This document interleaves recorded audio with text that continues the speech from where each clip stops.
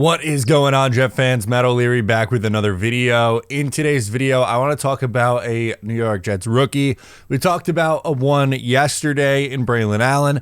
Today, I'd like to focus on Malachi Corley. We've talked a ton about Malachi Corley since the NFL draft already, but Garrett Wilson gave him some words of praise. And then also, I have a video from Dan Orlovsky that I want to get into talking about the path to success on offense for the New York Jets. And guess what? Malachi Corley is going to be a big factor in that.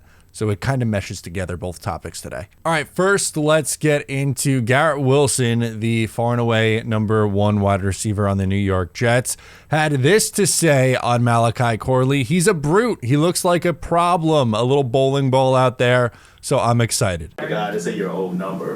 Yeah, Malachi. Yeah, man, he's always a brute, and once he catches that ball, I mean, he's got great instinct of where the defense is going to be at, how to make someone miss. Yeah, man, just like I was saying, you can go over the middle, take hits. I mean, I'm excited to see him run with the ball once we got pads on, because I know I wouldn't be trying to tackle him, man. He looks like a problem, little bowling ball out there, so I'm excited.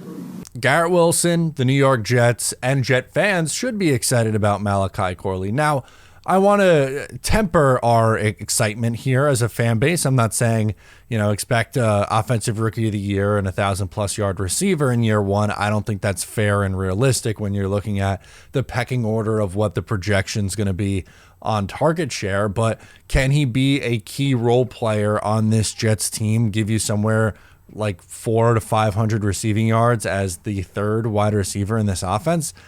I think that's highly likely. And again, you need guys like that. You're not going to have 3 wide receivers who are putting up 1,000 yards, especially in this Jets offense, because look at how many guys you have to throw the football to. There's only so many yards to go around. You have Garrett Wilson. You have Breece Hall, who's very active in the passing attack. Mike Williams, Malachi Corley, Allen Lazard, Tyler Conklin, Jeremy Ruckert, Jason Brownlee, Xavier Gibson, any other running back you want to put in there. Like, they're going to spread the ball around outside of the top maybe 2 guys in target. I would say Garrett and Breece are kind of far and away the 2 most used guys in this offense in the passing game. But then you have like Mike Williams and Conklin right there after that. And then that's maybe where you find Corley. So I'd say Corley's like going to end up 5th or 6th in targets for the New York Jets this year. And a little bowling ball out there, I think, is the perfect way to describe Corley, because he is, when he has the ball in his hands, you want to get out of the way. You do not want to be someone in the secondary trying to make a tackle. And he had a quote after he was drafted, and he was like, yeah, like, DBs don't like to tackle, so I want to, put my physical play out there. It's like, you're not wrong. There's not many. There are, exceptions to the rule in every single scenario, and there's a few exceptions to that rule in the NFL, as we know. But overall, he's mostly right. He's going to be able to run through a lot of defensive backs, and also he's sneaky quick too. Like, does he have 4.2 speed? Is he breaking 40-yard dash records? No, but he by no means is he a slow wide receiver. He just stylistically is a different kind of route runner. Also, another good one to not really get into, but just hysterical. Garrett Wilson had a video put out making fun of Malachi Corley's handwriting, which is just unreal. Hold on, Kai. This should look like my 4th grade crush shit. They can talk about all this nice handwriting for the insert. Come on, Kai. This bitch pretty as fuck. Hey, I like that, though.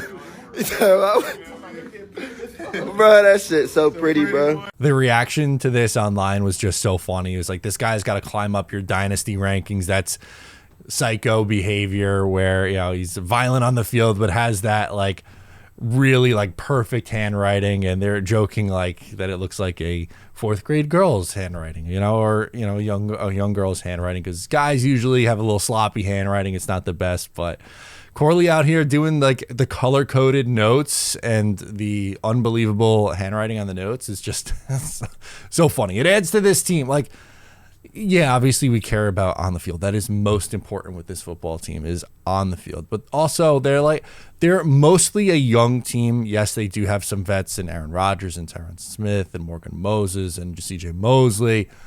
but it's mostly a young team that's fun and easy to root for. And I don't know, I got a laugh out of it, so I wanted to share it in the video. Okay, so for the second half of this video, I wanted to talk about something that Dan Orlovsky put out on Twitter, a video talking about the New York Jets offense. And his video is like a minute and a half, but I think it's worthwhile to play the whole thing. One, because it's really good, but number two, also because it goes into a lot of detail on what will make the Jets offense successful. And I think he's bang on with this. All right, let's talk about the Jets. The Jets season in many ways is going to come down to how good their offense is with YAC, yards after the catch. Yes, health is going to be a part of it, all that, and their defense will be fantastic.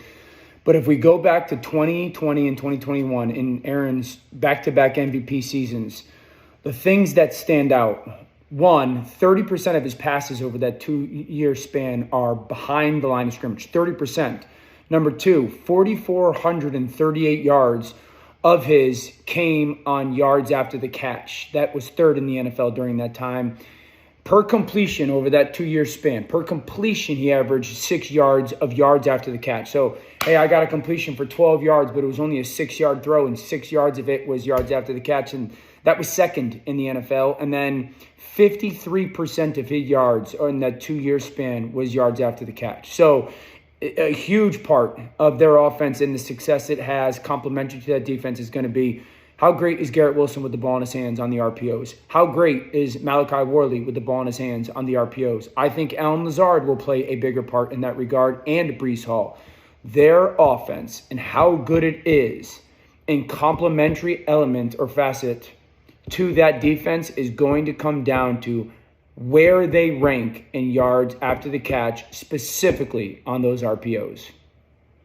Yards after the catch is going to be something that is so important for the 2024 New York Jets. Malachi Corley, who we talked about a lot in this video, really fits that bill. Garrett Wilson, very different yards after the catch than Malachi Corley. Corley's going to run through you, is more of a physical presence, where Garrett is a finesse guy. He can make you miss, and he does wonders in open space. Like I always think of the game against Miami. I think it was the last game of his rookie season, where he just catches a slant and makes like 3 guys miss and has a gigantic gain. Like that's just kind of the guy that he is. Or his first ever game, maybe his first ever catch too, against the Baltimore Ravens, where he turns a 3rd and 10 nothing dump off play into gaining 9 yards. And you're like, oh my God, that's impressive. And, you know, Breece Hall, we know what he does yards after the catch. And even sneaky Tyler Conklin is pretty good yards after the catch, especially for a tight end. So I agree 1000% with this philosophy. The Jets, I think, knock on wood, I think they're going to have an identity on offense, which is something even when they were bad, especially when they were bad. That's part of the reason why they were so bad. But they have no identity on offense. For years, they haven't had a true identity on offense, probably going back to 2016 when it was just we're going to throw the – actually, no. You know what? I'm going to go 2015. You know why? Because the Jets let Chris Ivory walk in free agency. They bring in Matt Forte. And the Matt Forte, Bilal Powell, I love Bilal Powell. You know that about me. But that duo just didn't make sense. But in 15, which, again, go figure, was the last time the Jets had a really good offense, their plan was to pound the rock with Chris Ivory and use your 2 stud receivers on the outside. And you're kind of just like, all right, we're going to throw it up to Brandon Marshall, and he's going to make a play. Different stylistically than what the Jets are going for now. But now it's, yes, I understand they have Aaron Rodgers. I still believe with Breece Hall, they are going to be a run-first team. Play good defense, play great defense, actually. Be good on special teams, run the ball first. Rodgers can still make a big play, but you have Breece and Garrett and Corley and Conklin and Gibson. You go right down the order of guys who are yards after the catch players, and that is finally going to be what their identity is. Are they going to take a million shots deep down the field and be an air raid offense? No, that's not their game. Are they going to be that same running style outside zone that they've been the last few years, more West Coast? No, I think they're changing a little bit from that. So it's going to be a little bit different, but I really, really feel like, again, knock on wood, that the Jets are going to have an identity on offense, and I like it. Let me know your thoughts down below in the comments. I am Matt O'Leary. Make sure to subscribe if you're new. Like the video before you go, and I will catch you next time.